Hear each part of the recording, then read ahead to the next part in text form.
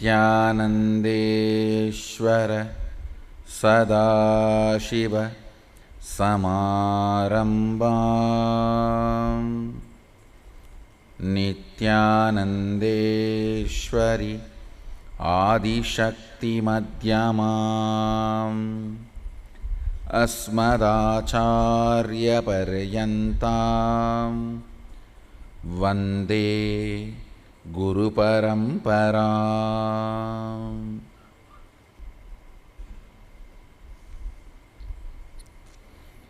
உங்கள் அனைவரையும் வணங்கி வரவேற்கின்றேன். இன்று சதாசிவ பிரம்மோத்சவத்தின் மிக முக்கிய திருநாளான கார்த்திகை தீப நன்னாள். கார்த்திகை தீப திருநாள்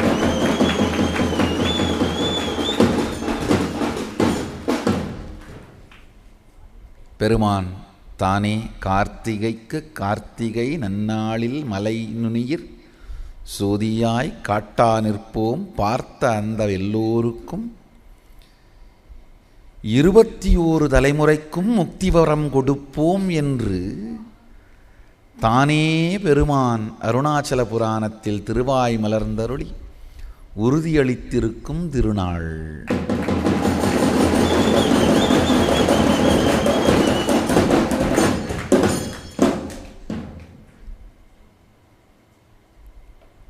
மற்ற திருவிழாக்கள் எல்லாவற்றையும் பற்றி சொல்லும் பொழுது அறக்கட்டு பார்க்க எமக்கட்டு இல்லை. பொன்னம்பலத்து நடராஜன் ஆயிரங்கால் மண்டபத்திலே ஆடுகின்ற காட்சியை அறக்கட்டு என்று சொல்வார்கள். அறக்கட்டு பார்க்க எமக்கட்டு இல்லை.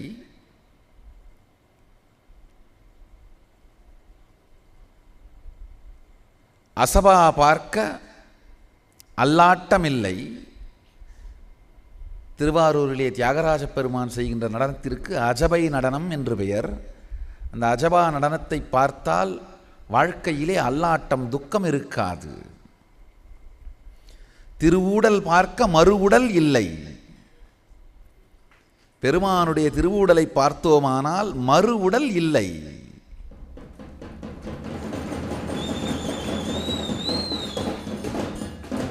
ஆனால் இந்த திருவிழாக்கள் எல்லாமே பார்ப்பவர்களுக்கு மட்டும்தான் பலனை உறுதியளிக்கின்றது. தீபம் மாத்திரமே 21 தலைமுறைக்கும் முக்திவரம் கொடுப்போம் என்றார்.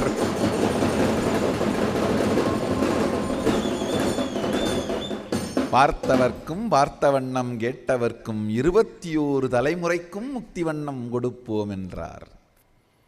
கார்த்திகைக்கு கார்த்திகை நாளிலொரு மலை நுனியிற் சோதியாய் காட்டா நிற்போம் வாய்த்த அந்த சோதியை தரிசித்த எல்லோருக்கும் 21 தலைமுறைக்கும் முக்திவரம் என்று பெருமான் உறுதியளிக்கின்ற அருமையான தீபத் திருவிழா நன்னாள். விடியற்காலையில் திருவண்ணாமலை ஆலயத்தில் பரணி தீபம் ஏற்றப்பட்ட பிறகு பெங்களூரு ஆதீனத்திலும் பரணி தீபம் ஏற்றப்பட்டது.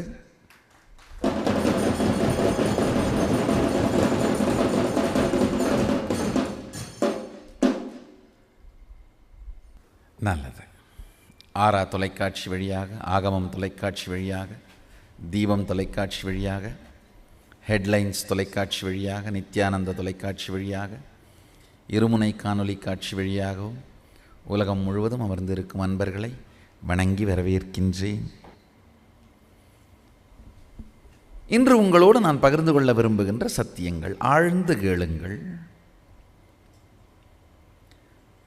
மனிதன் பிரபஞ்சத்தின் அளவி. ஆழ்ந்து கேளுங்கள். Man is the unit of the universe.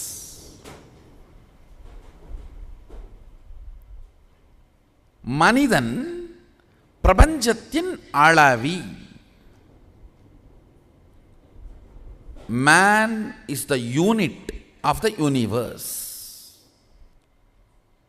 பிரபஞ்சம் முழுவதையும் உணர்ந்து கொள்வதற்கான அறிந்து கொள்வதற்கான அளவு மனிதன். இந்த மனித சரீரத்தின் மூலமாக மட்டும்தான் பிரபஞ்சத்தை அளக்க அறிந்து கொள்ள முடியும். நாம் அளவியாக இருப்பதனால் இங்கு நடக்கும் எதை வேண்டுமானாலும்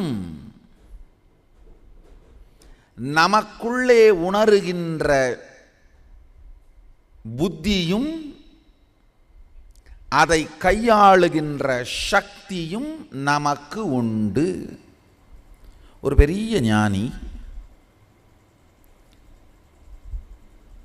திருவண்ணாமலையிலே வாழ்ந்து வந்திருந்தார்.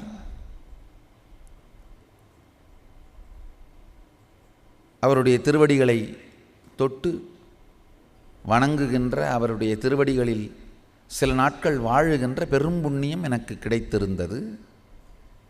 இசக்கி சுவாமிகள்னு பேர். அவருடைய ஜீவசமாதி இன்னமும் பஞ்சமுகத்திலே திருவண்ணாமலையிலே இருக்கின்றது. பெரிய ஞானி. ஏன் ஜீவசமாதின்னு சொல்கிறேன்னா, இறந்து 3 நாட்கள் உடலை அப்படியே வைத்திருந்து 3ஆவது நாள் தான் சமாதிக்கு கொண்டு சென்ற வைப்பதற்காக எல்லாம் எடுத்துகிட்டு போகிறோம். நானும் அந்த இடத்தில் இருந்தேன். அவருடைய மற்ற சீடர்களும் இருந்தார்கள். துரதிர்ஷ்டவசமாக உடலை விட்ட உடனேயே அமர வைக்காமல் படுக்க வைக்கவே உடம்பு இருந்தது. ஆனால் சமாதியில் அமர வைத்து வைக்க வேண்டும். என்ன பண்ணுறது? அவருடைய சிஷ்யை ஒருவர், என்னுடைய குருவான குப்பம்மாள் விபுதானந்தபுரி, அவரை எழுப்பி உட்கார வச்சு, அந்த உடம்பை உட்கார வச்சு, சாமி காலை மடிச்சுக்கோங்கன்னு சொன்ன உடனே உடம்பு தானாக மடிச்சிச்சு.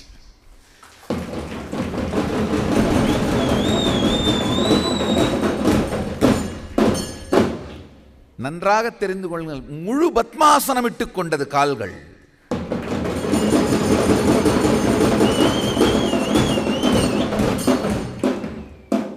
இருந்த ஒரு 10-15 பேர் நடுங்கி விட்டார்கள். இதோடு முடியவில்லை. கரங்கள் கோர்த்து கொள்ள வேண்டும். இந்த பத்ம முத்திரையிலே சமாதிக்கு சாமி கையை கோத்துக்கோங்க, உடனே கோத்துக்கிட்டாரு. என் கண் முன்னால் பார்த்தேன் இரண்டும் நடந்ததை.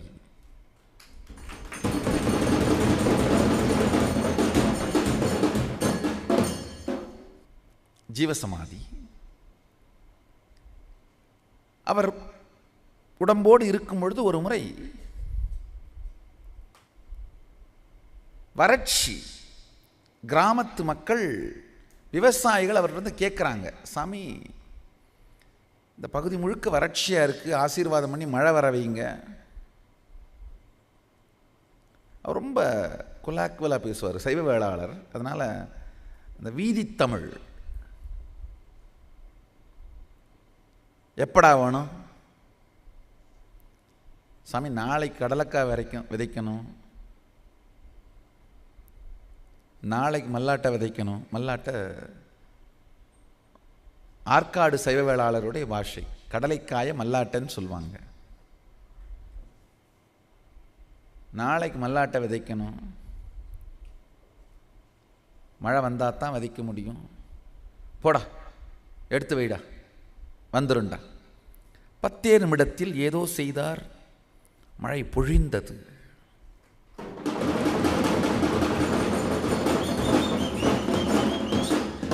கேட்ட, என்ன சாமி பண்ணீங்க? அருமையான ஒரு வித்தை கற்றுக் கொடுத்தார். கேட்டுக்கொள்ளுங்கள், ஆழ்ந்து கேளுங்கள். வாதாவரணத்தை நாம் நெஞ்சுக்குழியில்தான் உணர்கின்றோம்னு சொன்னார். அதாவது 2 மார்புக்கும் இடையில இருக்கிற நெஞ்சுக்குழியில தான் வாதாவரணத்தை நாம் உணர்றோமா? நமக்கும் வாதாவரணத்துக்கும் இருக்கிற தொடர்பு அந்த இடம்தானா? நாக்கை இரண்டையும், நாக்கை நல்லா புரிஞ்சுக்கோங்க, நாக்கை இரண்டுன்னு சொன்னேன். நாக்கு அசைகின்ற பாகம் இந்த சதைப்பகுதி, அசையாத பாகம் அந்த மேலே இருக்கிற பாகத்தையும் நாக்குன்னு தான் சொல்வோம், அந்நாக்குன்னு சொல்லுவோம். இந்த அசையாத பாகமும் அசைகின்ற பாகமும் சேர்ந்து தான் சப்தத்தை உருவாக்குது. அசைஞ்சா மட்டும் பத்தாது, அசையாத கூட்டுக்குள் அசைந்தால்தான் சப்தம் உருவாகும். வெறும் நாக்கை மட்டும் வச்சுட்டு ஆனுங்க ஆதான். கூட்டுக்குள் நாக்கு அசைந்தால்தான் சப்தம். அதனால தான் ரெண்டையும் நாக்குன்னு சொல்வோம். அவர் சொன்னார், இந்த அசையும் நாக்கு அசையாத நாக்கை தொடாமல் காற்றை உள்ளிழுத்து இதயக்குழியை குளிர்ச்சியாக்குன்னா நமக்குள்ள வாதாவரணம் மாறினா வெளியில் மழை பெய்யும்னு சொன்னார்.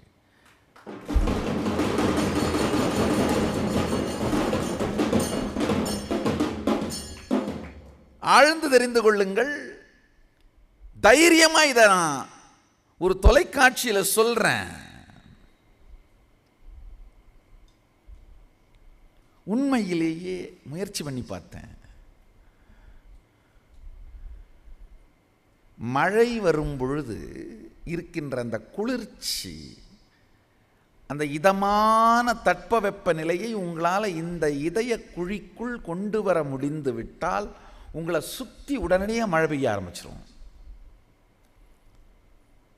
நான் கேட்டேன், என்ன சாமி சொல்றீங்க?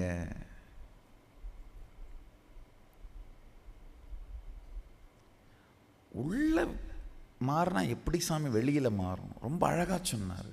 அவரிடம் கேட்ட நான் இந்த வார்த்தை, பிரம்மாண்டம், பிரம்மாண்டத்தின் அளவி பிண்டாண்டம்.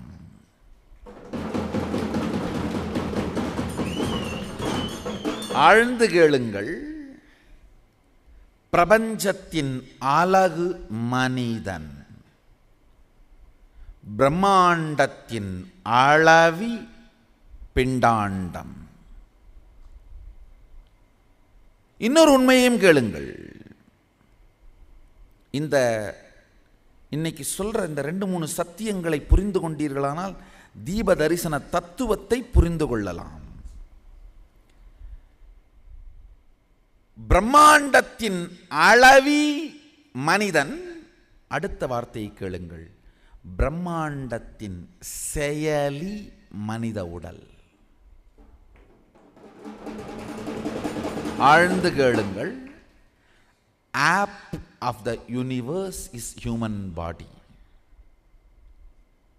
Just now I made a statement. Unit of the universe is human body. Now I am making the next statement. App of the universe is human body. பிரபஞ்சத்தின் அலகும் பிரபஞ்சத்தின் செயலியும் மனித சரீரம். அலகுன்னா என்னன்னா, பிரபஞ்சத்தின் எந்த பாகத்தையும், எந்த நுட்பத்தையும், எந்த நுணுக்கத்தையும், எந்த அறிவையும், எந்த ஞானத்தையும் உடலை பற்றி தெரிந்து கொள்வதனாலேயே தெரிந்து கொள்ள முடியும் அப்படின்ற சத்தியத்தை தான் பிரபஞ்சத்தின் அளவி மனிதன் என்கின்ற வார்த்தையின் மூலம் சொல்லுகிறேன். பிரபஞ்சத்தின் செயலி மனிதன் சொல்றேன். அப்படின்னா பிரபஞ்சத்தின் எந்த பரிமாணத்தையும், ஆழ்ந்து கேளுங்கள், பிரபஞ்சத்தின் எந்த பரிமாணத்தையும் மனித உடலை வைத்துக்கொண்டு இயக்க முடியும். நல்லா புரிஞ்சுக்குங்க. ஒரு ஆப்பை டவுன்லோட் பண்ணா ஐஃபோன்லேயோ ஐபேடுக்குள்ளேயோ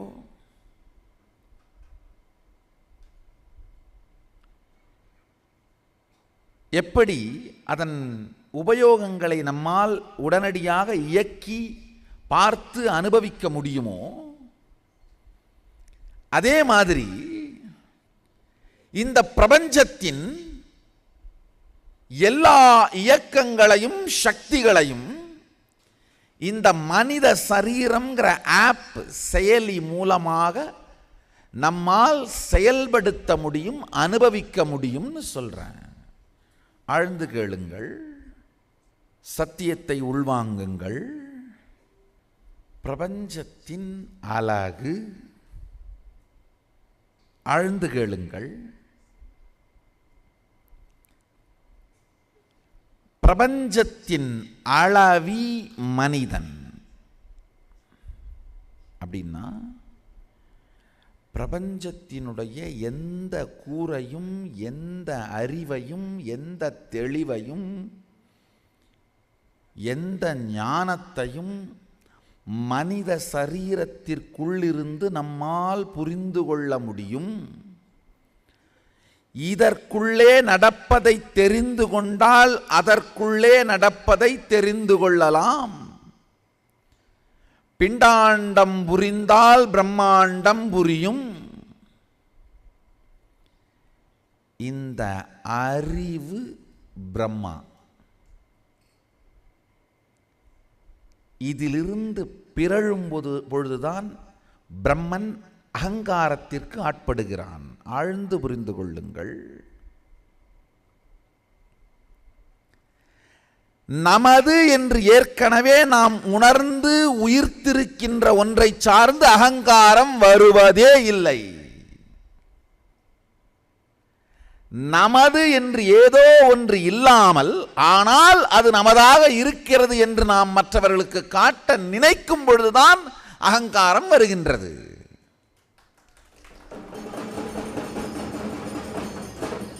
அகங்காரம்னா என்ன? அகத்தை நீங்கள் நினைக்கும் பொழுது உங்களுக்கே காரமா எரிச்சலா இருந்தா அகங்காரம். உங்களுடைய அகத்தை நீங்களே நினைக்கும் பொழுது காரமாக எரிச்சலாக இருக்குமானால் அது அகங்காரம். உங்களுடைய அனுபவமாக முடிந்த முடிவாக எதெல்லாம் இருக்கிறது என்று நீங்கள் தெளிவாக இருக்கின்றீர்களோ அது சார்ந்து அகங்காரம் வருவதே இல்லை. ஆனால் ஏதோ ஒன்று இல்லை என்றும் அந்த இல்லாததை இருப்பதாக காட்ட வேண்டும் என்று முயற்சிக்கும் பொழுதுதான் அகங்காரம் வருகின்றது. ஆழ்ந்து புரிந்து கொள்ளுங்கள். பிண்டாண்டத்தின் தெளிவை வைத்துக்கொண்டு பிரம்மாண்டத்தின் எதை வேண்டுமானாலும் புரிந்து கொள்ளலாம் என்கின்ற தெளிவு பிரம்மா. அந்த தெளிவை மறக்கும் பொழுது வருவது பிரம்மை. பிரம்மை வந்ததவன், பிரம்மை வந்த பிரம்மா அகங்காரத்தோடு அலைகின்றான். ஆழ்ந்து கேளுங்கள். பிரபஞ்சத்தின் அளவி தான் என்கின்ற மறதியினால் பிரம்மனுக்கு அகங்காரம் வருகிறது. பிரம்மனுக்கு அகங்காரம் தன்னை விட அதிகமான ஒன்றாக காட்ட வேண்டும் என்பதனால் வந்தது. உண்மையில் அவனை விட அதிகமாக ஒன்றும் இல்லை என்பதுதான் சத்தியம்.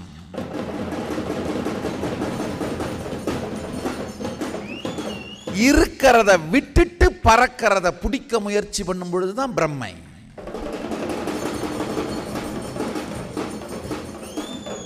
அடுத்த சத்தியத்தை கேளுங்கள். மனிதன் பிரபஞ்சத்தின் செயலி. You are the app of the universe. எப்போ நீதான் பிரபஞ்சத்தின் செயலி என்று புரிந்து கொள்கிறாயோ அதுதான் மிகப்பெரிய செல்வம்.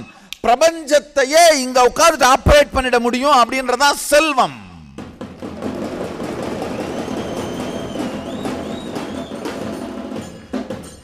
அதுதான் விஷ்ணு.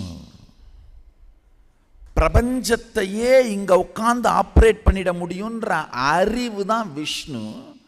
அது மறக்கும் பொழுதுதான் விஷ்ணுவுக்கும் பிரம்மை பிடித்து மாயையிலே அலக்ஷ்மியிலே அலைகின்றார்.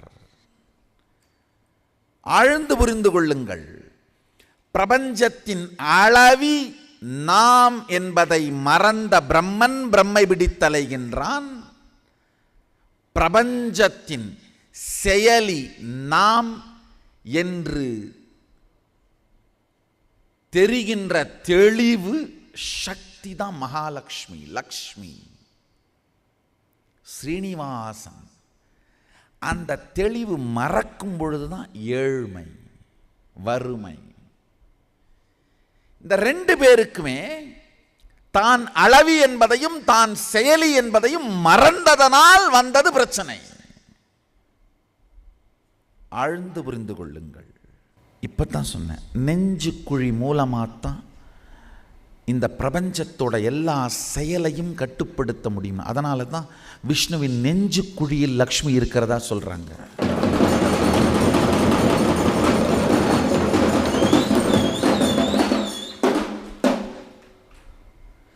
சப்தத்தின் மூலமாக தான்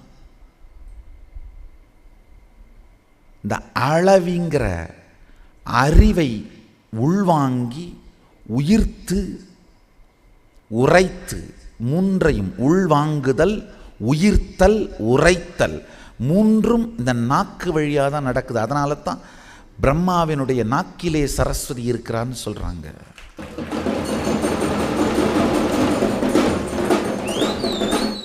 நாக்கிலே மட்டும் சரஸ்வதி இருந்தால் பிறழ வாய்ப்பு இருக்கு, நெஞ்சிலே மட்டும் லக்ஷ்மி இருந்தால் பிறழ வாய்ப்பு இருக்கு. இந்த ரெண்டும் நாம் பிரபஞ்சத்தின் அளவி என்கின்ற அறிவான பிரம்மத்தன்மையும், நாம் பிரபஞ்சத்தின் செயலி என்கின்ற அறிவான விஷ்ணுத்தன்மையும் தனித்தனி இடத்துல மட்டும் இல்லாமல் நம்முடைய பாகமாகவே மாறிடுறது தான் அர்த்தநாரீஸ்வரன். ஆழ்ந்து கேளுங்கள்.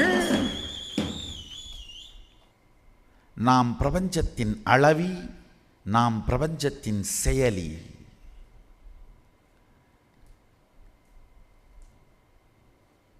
ஒரு சில முறையாவது இதை அனுபவித்து பார்த்து விட்டோமானால் வாழ்க்கையின் மீது நமக்கு மிகப்பெரிய நம்பிக்கை வந்துவிடும். இந்த அனுபவத்திலிருந்து பிறழும் பொழுதுதான் எல்லா விதமான பயமும் எல்லா விதமான வெறுமையும் வருகின்றது. ஆழ்ந்து புரிந்து கொள்ளுங்கள். இந்த பிரபஞ்சத்தின் அளவி நாம் அப்படின்னு புரிஞ்சதுன்னா பயமும் இருக்காது, வெறுமையும் இருக்காது. இந்த பிரபஞ்சத்தின் செயலி நாம் அப்படின்னு புரிஞ்சதுன்னா வறுமை இருக்காது. எதை வேண்டுமானாலும் செயல்படுத்தக்கூடிய பொத்தான் நம்மிடம் இருக்கின்றது. எதை வேண்டுமானாலும் இயக்கக்கூடிய சக்தி நமக்குள் இருக்கின்றது. இந்த சக்தி வெளிப்பாடே வேற ஒன்றும் இல்லை, பிரபஞ்சத்தின் செயலி நாம்னு புரிஞ்சுக்கிறது தான். We are the app of the universe அப்படின்னு புரிஞ்சுக்கிட்டோம்னா எக்ஸ்ட்ராடினரி பவர்ஸ் மேனிஃபெஸ்ட் ஆகும். இந்த எக்ஸ்ட்ராடினரி பவர்ஸ் எப்படிப்பா மேனிஃபெஸ்ட் ஆகுதுன்னு ஆராய்ச்சோம்னா we are the app of the யூனிவர்ஸ்னு புரிஞ்சு போயிடும்.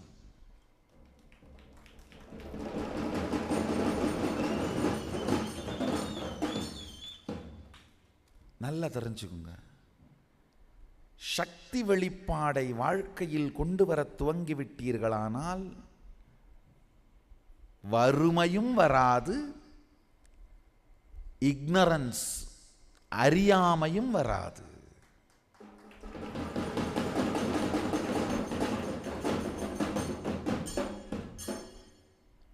பவர்ஸை மேனிஃபெஸ்ட் பண்ண ஆரம்பிச்ச உடனேயே வறுமை வராது, வாழ்க்கை மேல தைரியம் வந்துடும். பவர்ஃபுல் காக்னிஷன்ஸை மேனிஃபெஸ்ட் பண்ண ஆரம்பிச்ச உடனே அறியாமை வராது, வாழ்க்கையை பற்றி தெளிவு வந்துடும்.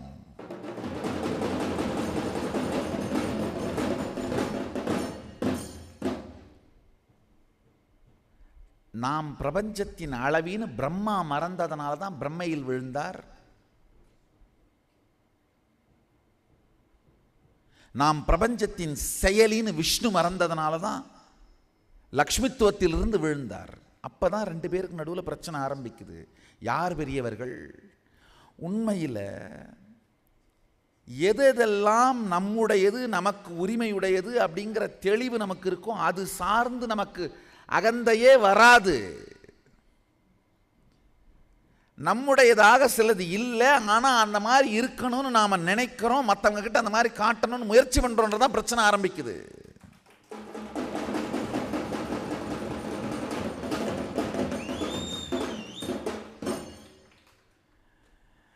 பிரம்மத்தை தவிர வேறொன்று தனியா இல்லைன்றத பிரம்மன் மறந்ததனால்தான் உண்மையில் பார்த்தீங்கன்னா பிரம்மன் சொல்ற எல்லா வார்த்தையுமே சத்தியம். என்னை தவிர வேறொன்றும் இல்லை, நானே எல்லாம், சத்தியம். ஆனால் அவனுடைய இருப்பு நிலையில் அதை மறந்துவிட்டு உரைப்பு நிலையில் மாத்திரம் பிடித்தான். நல்லா புரிஞ்சுக்குங்க. நானே எல்லாமாய் இருக்கிறேன் அப்படிங்கிறத இருப்பு நிலையில் பிடிச்சா சக்தி, உரைப்பு நிலையில் பிடிச்சா அறிவு, புத்தி. நாக்கும் இதயமும் ஒன்றோடு ஒன்று அடித்து கொள்ளுமானால் நம் வாழ்க்கை நாசமாகும். இரண்டும் இணையுமானால் வாழ்க்கை சிவத்துவமாய் மாறும்.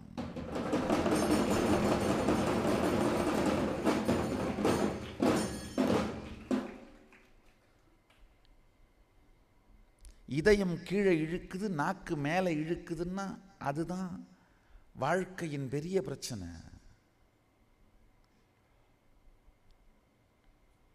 இது போல ரெண்டு பேர் இழுத்துக்கிறாங்க. பிரம்மா இருப்பை தாண்டி அளவுக்கு மீறி உரைப்பிலே சென்று விட்டார். விஷ்ணு உரைப்பை மறந்து அளவுக்கு மீறி இருப்பிலே சென்று விட்டார்.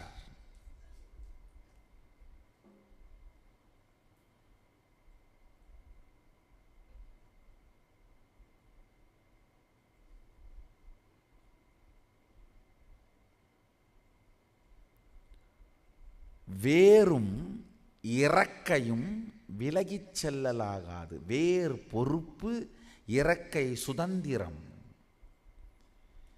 இறக்கை அம்சம், வேர் வராகம். வேரும் இறக்கையும் விலகுமானால் வாழ்க்கை குறைபடும்.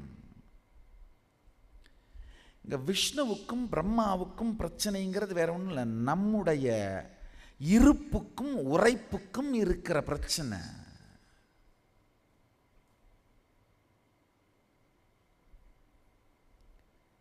அப்ப வேறு வழி இல்லாமல் பரம்பொருள் வெளிப்பட்டால் மட்டும்தான் இது தீரும். ஞானம் அடைந்தால் மட்டும்தான் இது தீரும். நாம் அளவி, நாம் செயலி. இந்த ரெண்டுத்துக்கும் காமன் பாயிண்ட் நாம்.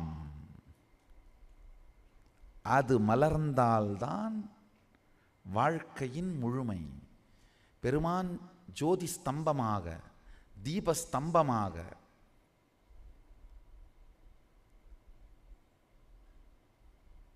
எழுந்தருளுகின்றார். இந்த மாதிரி தீபஸ்தம்பமாக எழுந்தருளியது சிவராத்திரி நன்னாள். சிவராத்திரி அன்னையிலிருந்து பிரம்மா தலையையும் விஷ்ணு காலையும் தேடி போகிறார்கள். இதில் அருமையான சத்தியம் உண்டு. அறிவும் பணமும் இறைவனை அடைந்து விட முடியாது. பணம் காலை தேடி போகுது, அறிவு தலையை தேடி போகுது, இறைவனை அடைந்து விட முடியாது. பிரச்சனை பணமாவது என்னைக்காவது ஒரு நாள் ஃப்ரஸ்ட்ரேஷனை காட்டி முடியாதுன்னு புரிய வச்சிரும். அறிவு புரிய வைக்காது பொய் சாட்சியான தாழம்புவை அழைத்து வருகின்றது.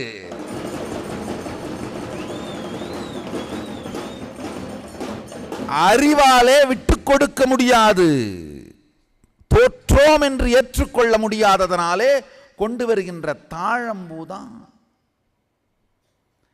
தவறான விளக்கங்களும் தவறான கருத்துக்களும் தவறான சாட்சிகளும்.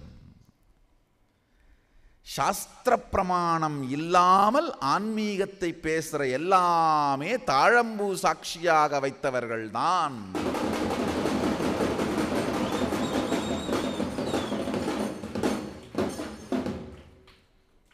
ஜோதிடர்கிட்ட போங்க, வாஸ்து கேட்க போங்க, நாடி படிக்க போங்க, ஜெம்மாலஜிக்கு போங்க, எங்கே சித்த வைத்தியத்துக்கு போங்க, எங்கே வேணா போங்க. நீங்கள் யார்கிட்ட போகிறீங்களோ அவங்க சாஸ்திர பிரமாணத்தோடு உங்களை கையாளுகிறார்களான்னு மட்டும் தயவு செஞ்சு பார்த்துக்கோங்க. அவங்க சாஸ்திர பிரமாணத்தை கடைபிடிக்கவில்லை என்றால் நீங்கள் சாப்பிட்டு வர்றது காக்கா பிரியாணி. ஜோதிடமோ நாடியோ சித்த வைத்தியமோ எந்த ஹிந்து மதத்தின் அறிவியலாக இருந்தாலும் ஆன்மீக அறிவியலாக இருந்தாலும் சாஸ்திர பிரமாணம் உபயோகிக்காதவர்கள்ட்ட போனீங்கன்னா தாழம்பூவை வைத்துக்கொண்டு விளையாடுகின்ற பிரம்மாவின் கதை தான் உங்கள் கதையும். நீங்கள் சாப்பிட்டு வர்றது காக்கா பிரியாணியாக தான் இருக்கும். சாஸ்திர பிரமாணம் கடைபிடிக்கப்படாத இடத்தில் தயவு செய்து எந்த விஷயத்தையும் கற்றுக்கொள்ளாதீர்கள். நிறைய நம்ம கிராமத்தில் 10 வருஷம் கம்பவுண்டராக இருப்பாங்க. டாக்டர்கிட்ட இருந்து கற்றுப்பாங்க. கழுத்து வலிக்கு கருப்பு மாத்திரை, வயிற்று வலிக்கு வெள்ளை மாத்திரை, கால் வலிக்கு மஞ்சள் மாத்திரை, கலரை வச்சே கற்றுப்பாங்க. ஆமாம், கம்பவுண்டர் மருந்து கொடுத்தாலும் சில நேரத்தில் சரியாகும். கம்பெனிக்காரன் கலரை மாற்றாத வரைக்கும்.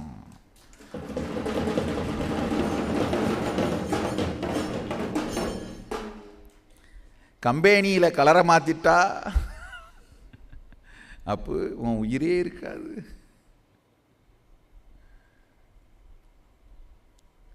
சில நேரத்தில் குணமானால் கூட கம்பவுண்டர் மருந்தை திங்காதீர்கள்.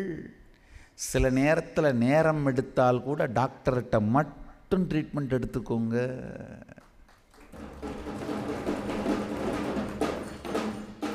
சாஸ்திர பிரமாணத்தை சொல்லாத, சாஸ்திர பிரமாணத்தை உங்களுக்கு காட்டாத யோகம், தியானம், ஆன்மீகம், ஜோதிடம், சித்த வைத்தியம், எந்த ஹிந்து ஆன்மீக விஷயங்களுக்குள்ளும் தயவு செய்து செல்லாதீர்கள். அவர்களிடம் உங்களுடைய வாழ்க்கையை திறக்காதீர்கள். அவர்களிடமிருந்து எந்த ஆலோசனையும் பெறாதீர்கள். ஜெம்மாலஜி, நியூமராலஜி, அஸ்ட்ராலஜி, நாடி, சித்தம், சித்த வைத்தியம், இந்த எல்லாமே முறையான சாஸ்திர பிரமாணம், அறிவியல் உங்களுக்கு அறிவிக்கப்படுகின்ற எந்த நபர் இந்த அறிவியலை உங்களுக்கு அறிவிக்கிறாரோ சாஸ்திர பிரமாணத்தோடு, இதெல்லாம் ரொம்ப வெளிப்படையான விஷயங்கள்ங்க. ஜோதிடம் அப்படின்னாலே சரி, வராகமிகிரர் ரொம்ப அழகாக தொகுத்து வச்சிருக்காது ஜோதிட சூத்திரங்கள். சதாசிவ பரம்பொருள் 3 ஆகமத்திலே ஜோதிடத்தை பற்றி ரொம்ப எலாபரேட்டாக விளக்குறாரு. வராகமிகிரர் அதை அத்தனையும் தொகுத்து கொடுத்துருக்கார். சாஸ்திர பிரமாணம் இருக்கு. வாஸ்து காமிக ஆகமத்தில் 14,000 ஸ்லோகம் பெருமான் வாஸ்துவை பற்றி அருமையாக விளக்குறாரு சதாசிவ பரம்பொருள். எந்த வாஸ்து நிபுணர் காமிக ஆகமத்தின் ஒரிஜினலான அந்த வாஸ்து சாஸ்திரத்தினுடைய சூத்திரங்களை சொல்லி உங்களுக்கு விளக்குறாரோ அவர்கிட்ட வாஸ்து ஆலோசனைகளை வாங்கிக்கோங்க. சாஸ்திர பிரமாணம் கொடுக்க முடியாமல் கேட்டை மாற்று, ஜன்னலை இடி, கட்டில் மாற்று, கூரையை தெர அப்படின்னு சொன்னாருன்னா அவருக்கும் இன்ஜினியருக்கும் ஒரு கான்ட்ராக்டை போட்டுட்டு உங்கள் வீட்டை இடித்து கட்டிகிட்டு இருக்காங்க. டாக்டருக்கும் ஃபார்மசூட்டிக்கல் கம்பெனிக்கும் இருக்கிற கான்ட்ராக்ட் மாதிரி இது. நீங்கள் தின்னுட்டு வர்றது காக்கா பிரியாணி தான், வேற ஒன்றும் கிடையாது.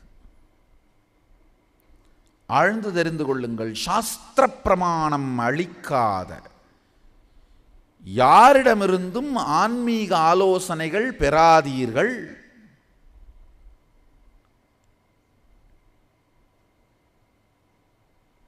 பெற்றால் தாழம்பூவை வச்சுட்டு தன்னுடைய சாட்சியாக காட்டிக்கிட்டு பிரம்மா கடை விரித்து உட்காந்துருந்தா அங்கே போனால் உங்களுக்கு என்ன, காக்கா பிரியாணி தான் கிடைக்கும், வேற ஒன்றும் இல்லை.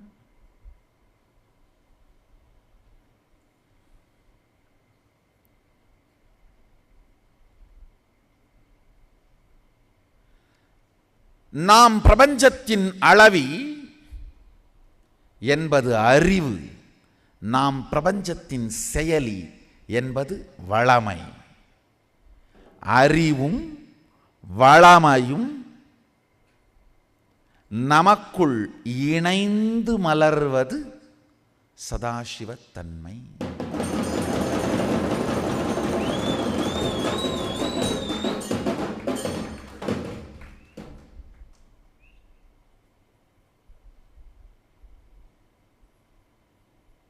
இந்த ரெண்டு சத்தியத்தை மட்டும் ஆழ்ந்து தியானியுங்கள்.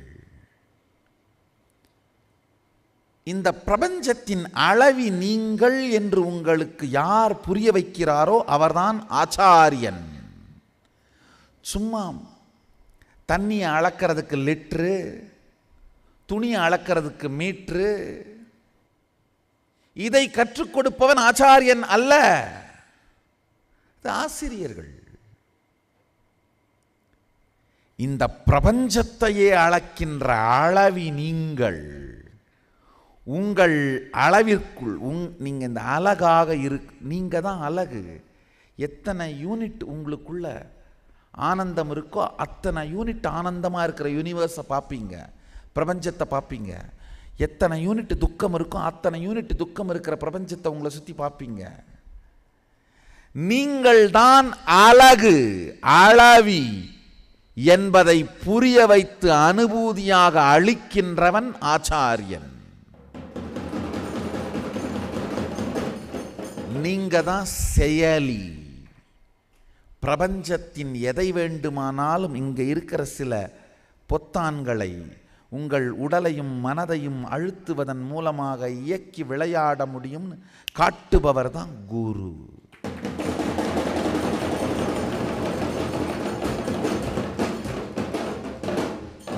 பிரபஞ்சத்தின் அளவி நீங்கள் என்று தெரியும் பொழுது அறிவுக்கு பஞ்சமில் இருக்காது, அறியாமையே மறையும். பிரபஞ்சத்தின் செயலி நீங்கள் என்று புரியும் பொழுது வளமைக்கு பஞ்சம் இருக்காது. பிரபஞ்சமே உங்கள் லக்ஷ்மி, உங்கள் சொத்து.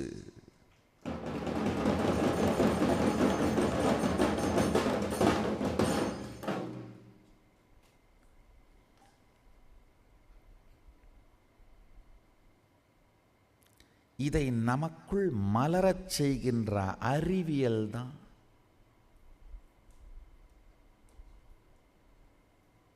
தீட்சை. சமய தீட்சைங்கிறது முதல் நிலை, அடுத்தது இரண்டாவதாக விசேஷ தீட்சை. பெருமான் ஆகமத்திலே அளித்திருக்கின்ற 9 தீட்சைகள்.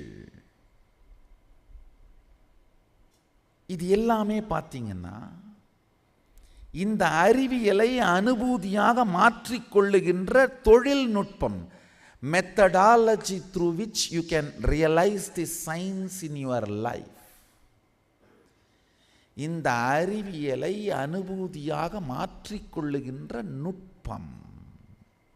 திரும்பவும் சொல்கிறேன், இந்த 2 ஸ்டேட்மெண்ட்டை இன்னும் ஆழமாக புரிஞ்சுக்குங்க. 3-4 முறையாவது அதை உள்வாங்கி கேட்டீர்களானால் அதோட சத்தியம் புரியும். பிரபஞ்சத்தின் அளவி நீங்கள் அப்படின்னா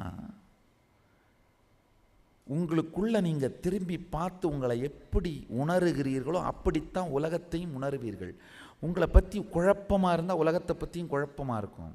உங்களை பற்றி பாதி புரியுது பாதி புரியலைன்னா உலகத்தை பற்றியும் பாதி புரியுது பாதி புரியலைன்னு இருக்கும். உங்களை பற்றி என்னவெல்லாம் உங்களுக்கு புரிகிறதோ பிரபஞ்சத்தை பற்றியும் அது எல்லாம் உங்களுக்கு புரியும். உங்களை பற்றி என்னவெல்லாம் உங்களுக்கு புரியவில்லையோ பிடிபடவில்லையோ பிரபஞ்சத்தை பற்றி அது எல்லாம் உங்களுக்கு பிடிபடாது, புரியாது.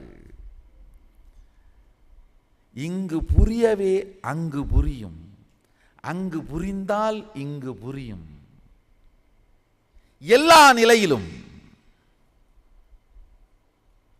உங்கள் இரத்த ஓட்டம் உட்பட, உயிர் ஓட்டம் உட்பட பிராண ஓட்டம் உட்பட உங்கள் பிராண ஓட்டம் தான் வெளியில் அடிக்கிற பருவக்காற்றுங்கள்ங்க. இந்த பிராண ஓட்டத்தை புரிஞ்சுக்கிட்டீங்கன்னா வெளியில் இருக்கிற பருவக்காற்றுகளை புரிஞ்சுப்பீங்க.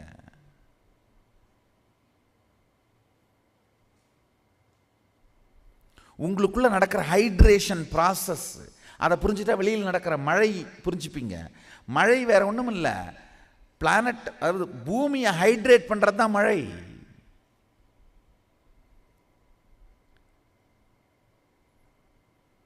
உங்களுக்குள் நடப்பவைகளை புரிந்து கொண்டால் உலகத்தில் நடப்பவைகள் அத்துணையையும் புரிந்து கொள்ளலாம். அகமே உலகின் அழகு.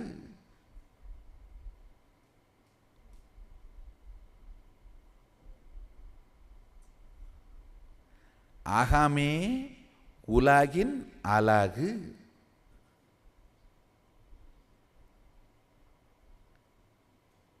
அகமே உலகின் செயலி.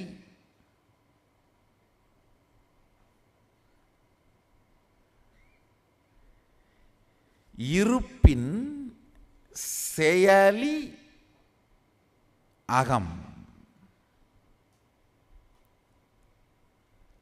அகத்தின் மூலம் இருப்பை அளக்கவும் முடியும், செயல்படுத்தவும் முடியும்.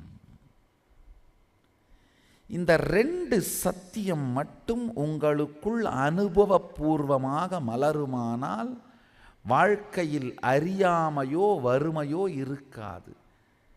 சரஸ்வதியும் லக்ஷ்மியும் உங்கள் மீது பொழிந்து கொண்டிருப்பார்கள். இந்த இரண்டையும் வாழ்வின் அனுபூதியாக மாற்றிக்கொள்வதற்கான வழிதான் பெருமான் ஆகமத்தில் அருளியிருக்கும் இந்த 9 தீட்சைகளும். வாருங்கள், நாளையே பெங்களூரு ஆதீனத்தில் சமய தீட்சை. ஒவ்வொரு ஞாயிறும் இந்த அறிவியலை உங்கள் வாழ்க்கையின் அனுபூதியாக மாற்றிக்கொள்வதற்கான நுட்பம் உங்களுக்கு தயாராக காத்திருக்கின்றது. வாருங்கள், எல்லோரும் வாருங்கள். எல்லோரும் வர வேண்டும் என்பதற்காகத்தான் அனுமதி இலவசமாய் உலகில் உள்ள அத்துணை ஜீவன்களுக்கும் கதவுகள் திறந்து வைக்கப்பட்டிருக்கின்றது. இந்த 2 சத்தியத்தை இன்று ஆழ்ந்து சிந்தித்து இதில் உங்களுக்கு ஏற்படும் கேள்விகளையும் ஐயங்களையும்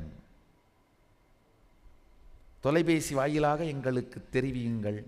அதற்கான விடைகளையும் தீர்வுகளையும் அடுத்தடுத்த சத்சங்கங்களில் பெறுவீர்கள்.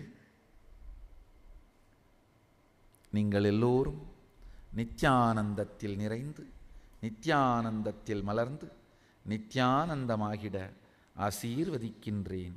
ஆனந்தமாக இருங்கள்.